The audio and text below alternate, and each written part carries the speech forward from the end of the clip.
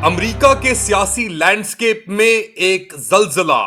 Zohran Mamdani, एक socialist, self proclaimed socialist, और New York के अंदर एक असेंबली मैन ने डेमोक्रेट प्राइमरी, न्यूयॉर्क जो नाजिम रेस होगी, मेयोरल रेस होगी नवंबर के अंदर, उसके इंतखाबात के लिए नॉमिनेशन डेमोक्रेट पार्टी की जीत ली है। एंड्रू क्वोमो जो साबिका गवर्नर थे न्यूयॉर्क के, उनको शिकस्त देके, और अब एक तूफान सा जमा हो रहा है जोहरान ममदानी के हक में और उनके खिलाफ भी, क्योंकि याद रखें न्यूयॉर्क पूरी दुनिया के अंदर, दुनिया भर में दुनिया की सेकंड लार्जेस्ट जूइश सिटी समझी जाती है टेल अवीव के बाद। और ऐसे शहर के अंदर जोहरान ममदानी का जीतना एक अलामत है एपैक और प्रो इजराइल ग्रुप्स के लिए भी। मगर इसके क्या मायने हैं इस जीत के, और ये माइनॉरिटीज के लिए क्या कर सकती है न्यूयॉर्क में और अमेरिका में? इन सब सवालात के जवाब हासिल करने के लिए हमें ज्वाइन कर रहे हैं वकास अहमद, वोरकास न्यूयॉर्क सिटी से। वकास, आप मेरे ख्याल से पहले रिपोर्टर्स और एनालिस्ट में से थे कुछ माह पहले जिन्होंने जोहरान ममदानी के चांसेस को आर्टिकुलेट किया और ट्रैक करते रहे अब तक। क्या आप सरप्राइज हैं इनकी जीत से? नहीं, मैं बिल्कुल सरप्राइज़ नहीं हूँ। मैं न्यूयॉर्क में रहता हूँ और मैंने न्यूयॉर्क में बहुत सारे लोगों से बात की है, मुझे इस शहर के प्रॉब्लम्स का पता है, तो मुझे अंदाज़ा था कि न्यूयॉर्क ममदानी या उसी किस्म के किसी कैंडिडेट को इलेक्ट करेगा, तो मैं तो बिल्कुल सरप्राइज़ नहीं हूँ। जिस टाइम पे ममदानी बहुत लो रैंक कर रहे थे पोल्स के अंदर और कुओमो काफ़ी हाई रैंक कर रहे थे पोल्स के अंदर, उस टाइम पे भी मैंने बोला था कि कुओमो नहीं जीत सकता क्योंकि इम्पॉसिबल है। आपको याद होगा कि कुओमो को ज़बरदस्ती रिज़ाइन करवाया था, गवर्नर थे न्यूयॉर्क के, सेक्सुअल हैरेसमेंट के केसेस में उनसे ज़बरदस्ती रिज़ाइन करवाया गया था। तो यानी एक ये इस टाइप का एक कैंडिडेट था कुओमो कि आप पब्लिकली बोल नहीं सकते, यानी आप अपने दोस्तों को बता नहीं सकते कि मैं कुओमो को वोट कर रहा हूँ क्योंकि लोग आपको बुरा समझेंगे कि यार ये तुम इतने घटिया इंसान को वोट कर रहे हो। तो जो लोग कुओमो के सपोर्टर भी थे वो ओपनली उसको सपोर्ट नहीं कर सकते थे और उनके दिल में सिर्फ ये था कि हाँ, ये हमने मुस्लिम कैंडिडेट को या सोशलिस्ट कैंडिडेट को वोट नहीं करना, ममदानी जो कि है। तो मुझे तो बिल्कुल कोई हैरत नहीं हो रही और यही एक्सपेक्टेड रिजल्ट था अच्छा, और ये यही हुआ। सोशलिस्ट और मुस्लिम का थोड़ा एक्सप्लेन करेंगे? ये बहुत बड़ा एक इश्यू बन गया और अभी भी आके जो डिट्रैक्टर्स हैं, जो खौफजदा हैं इस जीत से, वो कह रहे हैं कि यार मुस्लिम सोशलिस्ट, तो ये क्या कॉन्सेप्ट है और ये इसको क्यों उछाला जा रहा है, फेंका जा रहा है ममदानी के ऊपर? देखिए, एक तो अमेरिका के अंदर रेसिज़्म है काफ़ी ज़्यादा। तो वो मुस्लिम वाला जो पार्ट है ना, उस पे एम्फसाइज़ किया जा रहा है। सोशलिस्ट, क्योंकि सोशलिस्ट तो पहले बात ये पुअरली अंडरस्टूड है। न्यूयॉर्क वैसे ही ऑलरेडी, जब यानी मैं 5 साल पहले न्यूयॉर्क आया था। न्यूयॉर्क एक सोशलिस्ट शहर है। यहाँ पे बहुत सारी चीज़ें, बहुत सारी जो फैसिलिटीज़ अवाम को मिलती हैं, जो गवर्नमेंट का रिलेशनशिप है अवाम के साथ, वो है सोशलिज्म के कॉन्सेप्ट पे बेस्ड है। यहाँ पे एजुकेशन आपकी सोशलाइज्ड है, हेल्थ केयर बहुत हद तक सोशलाइज्ड है। आपको, अगर आप गरीब हैं, आप ग्रोसरीज नहीं खरीद सकते, तो गवर्नमेंट आपको फ्री भी देती है बहुत सारी जगहों पे। और बहुत सारी चीज़ें आपकी, यानी लाइब्रेरीज हो गई, आपका जो ट्रांसपोर्टेशन सिस्टम है, ये सब सोशलाइज्ड है। प्योर कैपिटलिज्म मेरे ख्याल से शायद ही किसी दुनिया में किसी शहर के अंदर होती हो। तो हर इकोनॉमी जो है, स्पेशली जो सिटीज की इकोनॉमी है, वो उनको मिक्स्ड इकोनॉमी कहा जा सकता है। किसी लेवल तक वो सोशलिज्म है वहां पे और किसी लेवल तक कैपिटलिज्म है। इवन आप चाइनीज शहर में देख लें, वहां पे भी आप प्योर सोशलिज्म नहीं कह सकते, वो भी प्योर यानी कैपिटलिज्म प्लस सोशलिज्म की किसी लेवल पे मिक्सचर होता है। तो ये सिर्फ टर्म्स है लोगों को डराने के लिए, और उसके सामने मुस्लिम लगा देना, यही उसके मुसलमान होने का किसी चीज से कोई ताल्लुक नहीं है।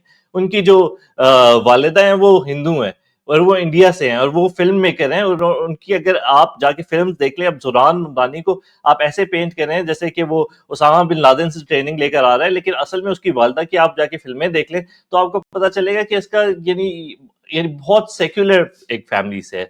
उसके वालिद साहब की अगर आप जाके राइटिंग देखें, वो कोई वो नहीं लिख रहे, मैनिफेस्टो नहीं लिखा उन्होंने आईसिस का, वो बिल्कुल प्योरली लेफ्टिस्ट जो वेस्टर्न सेक्युलर थॉट है उसी के अंदर ही लिख रहे हैं।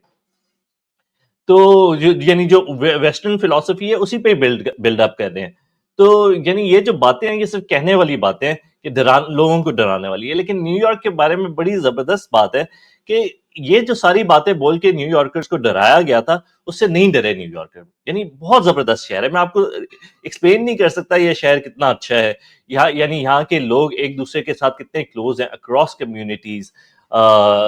हर किस्म के लोग आपको यहाँ पे मिल जाते हैं। यहाँ पे हर नेशनैलिटी के लोग मिल जाते हैं, हर इंटरेस्ट टाइप के लोग मिल जाते हैं, और उन लोगों को आपस में एक दूसरे के साथ रहना पड़ता है। अब ये देखें, यहाँ पे एक और भी चीज की गई थी कि डराया गया था कि यहूदी जो है खतरे में पड़ जाएंगे अगर मुसलमान मेयर बन गया। लेकिन आप अंदाजा करें कि जो ज्यूइश नेबरहुड्स हैं, यानी यहूदियों की नेबरहुड्स हैं, यहाँ न्यूयॉर्क के अंदर ना बहुत सारे लोग अपनी अपनी कम्युनिटीज की नेबरहुड्स में रहते हैं, और वो उसी तरह से बिल्डअप होने लग जाती हैं। तो बहुत सारे लोग क्लोजली नेट कम्युनिटीज में होते हैं। उन्हीं नेबरहुड्स के अंदर ममदानी को वोट्स मिले हैं। अब देखिए विलियम्सबर्ग, जो कि एक बेसिकली जूइश स्ट्रॉन्ग होल्ड है, मेरे ख्याल से दुनिया के ऐसा नेबरहुड है जहाँ पे सबसे ज्यादा यहूदी रहते हैं, यहाँ से ये ममदानी जीता है।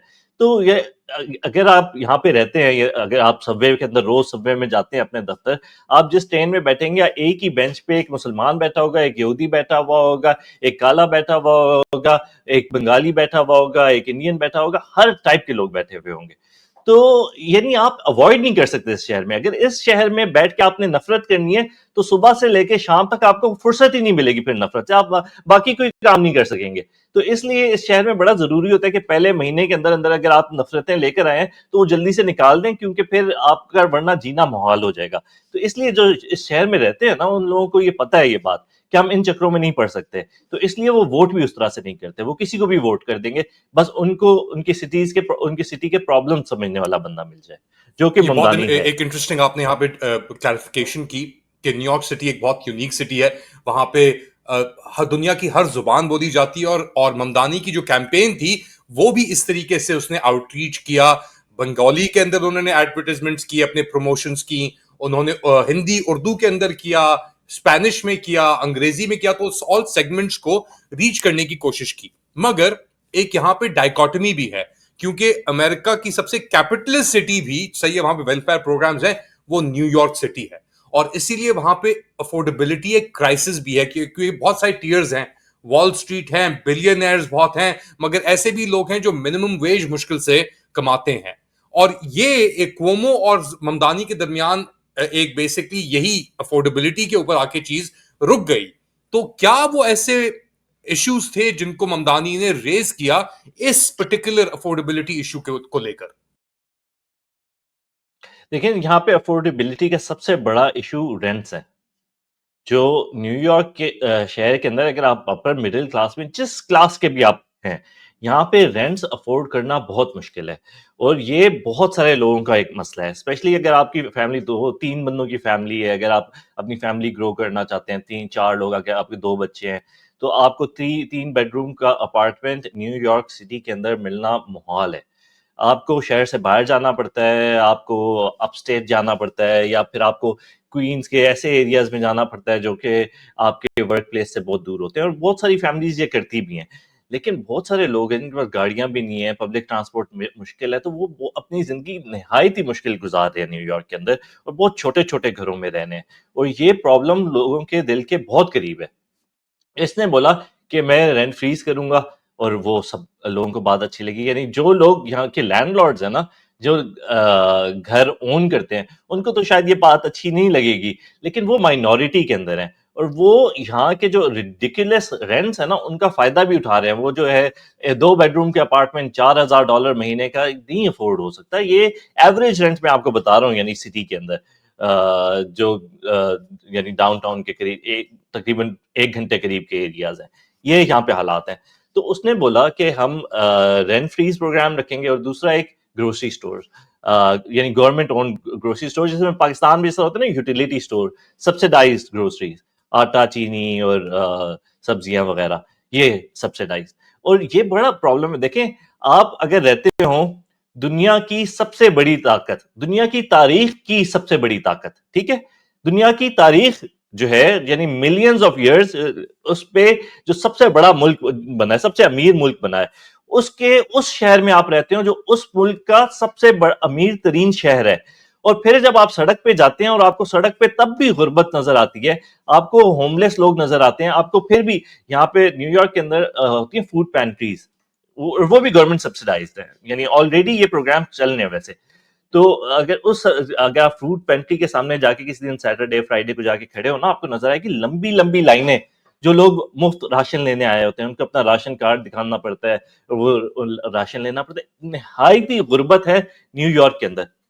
तो आप इमेजिन करें, अगर आपका मुल्क इतना अमीर है और आप उस अमीर तरीन मुल्क के अमीर तरीन शहर में रहते हो और फिर भी वहां पे गुर्बत है, तो क्या फायदा ऐसी अमीरी का।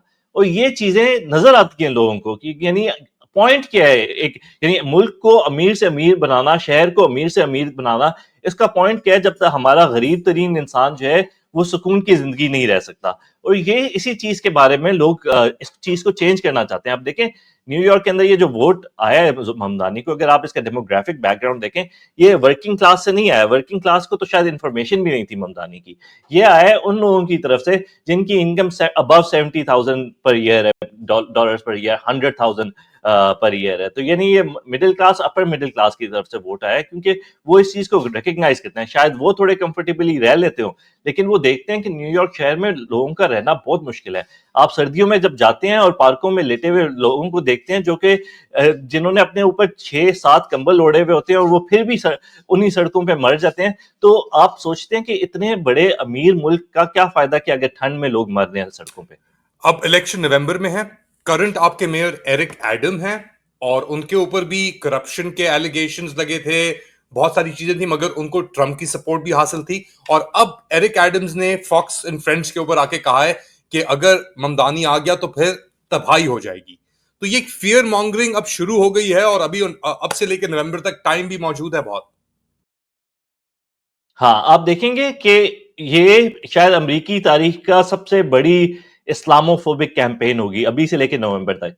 लेकिन मैं आपको ये भी बता दूं, एरिक एडम्स, मैं न्यूयॉर्क में रहता हूं, अगर आप भी कभी आए या कोई भी आपके व्यूअर्स हों जो न्यूयॉर्क में बैठे हुए हों, सड़क पे ना किसी रैंडम लोगों से पूछने लग जाएं कि एरिक एडम्स आपको पसंद है, शायद आपको 10 में से एक बंदा मिले जिसको एरिक एडम्स पसंद है, क्योंकि एरिक एडम्स ने कुछ भी नहीं किया। एरिक एडम्स ने इस शहर को तबाह किया है बहुत बुरे तरीके से, और उसने करप्शन भी दबा के की है। दूसरा ये, फिर आखिर में जब उसने ट्रंप के साथ डील की तो उसने आइस को इस शहर में बुला लिया, जो कि गरीबों को सड़कों पे पकड़ने लग गई है अब। तो ये सारी चीजें नहीं पसंद आती लोगों के। मसाइल कुछ और थे, एरिक एडम ने कुछ और मसले हल किए। पहले जाके टर्की से ब्राइब्स लेता रहा, फिर वो उन ब्राइब्स के चक्करों में अपने आप को बचाने के लिए ट्रंप के साथ डील कर ली। ये इस शहर को बिल्कुल भी नहीं पसंद। अब एरिक एडम्स के चांसेस तो मेरे ख्याल से निल है, लेकिन फनी कैंपेन होगी, इंटरेस्टिंग होगी। हम देखेंगे कि कितना इस्लामोफोबिया है इस मुल्क के अंदर और कितना न्यूयॉर्क उस इस्लामोफोबिया को रेजिस्ट करता है। मैं तो बहुत होपफुल हूँ, क्योंकि न्यूयॉर्क ने ऑलरेडी अपना डिसीजन दे दिया है कि इस्लामोफोबिया रिजेक्टेड है शहर फाइनली में। ये जीत हुई और उसके फौरन बाद हमने तस्वीरें भी देखी। उनमें से एक इंटरेस्टिंग तस्वीर पोस्ट की, जो पाकिस्तान के अंदर एक जर्नलिस्ट है जुगनू जुगनू मोहसिन करके, उन्होंने कॉन्ग्रेचुलेट भी किया। ऑब्वियसली फैमिली टाइज भी है, जोरान ममदानी जैसा आपने कहा मीरा नैयर के बेटे बेटे हैं ये। तो एक डुप्लिसिटी भी आ रही है, बहुत सारे पाकिस्तानी सपोर्ट कर रहे हैं इस पॉपुलिस्ट कैंडिडेट को, मुसलमान कैंडिडेट को बज़ाहिर तौर पे, मगर पाकिस्तान के अंदर यही लोग पॉपुलिज्म के अगेंस्ट वस्तायत को सपोर्ट करते हैं। तो very quickly, I know time limited है, मगर आपका इसके ऊपर इनसाइट्स हैं दोनों इश्यूज को देखने पे। देखिए, पाकिस्तान के अंदर कोई जो लेफ्टिस्ट है वो पाकिस्तानी लेफ्टिस्ट के बारे में तो आपको मेरा ओपिनियन पता है, वो झूठे हैं, वो दोगले हैं। देखिए, जुगनू मौसम पाकिस्तान के अंदर पीरी फकीरी करती हैं, ठीक है ना। उनकी फैमिली की जो पीरी मुर्शिदी के वो है पूरा स्ट्रक्चर है, उसके ऊपर उन्होंने पैसे भी बनाए हुए हैं। उनके वालिद साहब जो हैं, यानी उनके जो शोहर हैं, अली सेठी के जो वालिद साहब हैं, नजम सेठी, वो वहां पे फौज के पैर दबाते हैं और नवाज शरीफ के चरणों में बैठे हुए हैं पिछले 3-4 सालों से, और यहाँ पे ये आके लेफ्टिस्ट हो जाते हैं पाकिस्तान के अंदर। अब एक और आप देखें, उस दिन किसकी, शाजिया मरी की बेटी थी मेरे ख्याल से, जो हार्वर्ड से। ग्रेजुएट हुई है हार्वर्ड से, वो यहाँ पे लेफ्टिस्ट बनी हुई है। वहां पे उन्होंने वहां पे स्लेवरी चला रहे हैं लिटरली, सिंध के अंदर वो लोगों को गुलाम उन्होंने बनाया हुआ है। तो यहाँ पे लोगों को क्या पता, ममदानी बेचारे को क्या पता कि ये लोग कितने बड़े दोगले हैं, ये लोग कितने बड़े झूठे हैं। यहाँ पे तो ये आके वो बन जाते हैं ना कूल आर्टिस्ट हिप कम्युनिटी में। आप देखें अली सेठी जो है, ब्रुकलिन बड़ा आर्टिस्टिक और हिप बोरो है बेसिकली। तो ब्रुकलिन की जो आर्टिस्टिक हिप क्वीर कम्युनिटी है ना, अली सेठी उसका बड़ा पार्ट है। अब उसको क्या पता कि उसने ये जो आर्टिस्टिक और हिप हुआ है और यहाँ तक ये पहुंचा है, इसके पीछे कितने पाकिस्तानियों का खून है, इसके पीछे कितना इसके बाप ने अपना ज़मीर बेचा है। यहाँ के लोगों को बेचारों को क्या पता। तो जब ये लेकिन हर किसी का जो वो बातें ना इवेंचुअली खुल जाता है, तो ये इनको करने दे अपनी पार्टी से, हमें कोई फर्क नहीं पड़ता। इररिलेवेंट है ये। इरेलीवेंट तो जोरान ममदानी को भी कह रहे थे, मगर वो बहुत जल्दी रेलिवेंट भी हुआ। Waqqas Ahmed, thank you so much for joining us and taking time out और बताने के लिए हमारे व्यूअर्स को कि जोरान ममदानी की जीत इस डेमोक्रेटिक प्राइमरी में क्या मायने रखती है माइनॉरिटीज के लिए। आपका बहुत बहुत शुक्रिया। तो देयर यू हैव इट। आप लोग क्या समझते हैं बताएं मुझे कमेंट सेक्शन के अंदर। Do like, subscribe and share this content. अपना ख्याल रखिएगा। अगली बार तक अल्लाह हाफिज।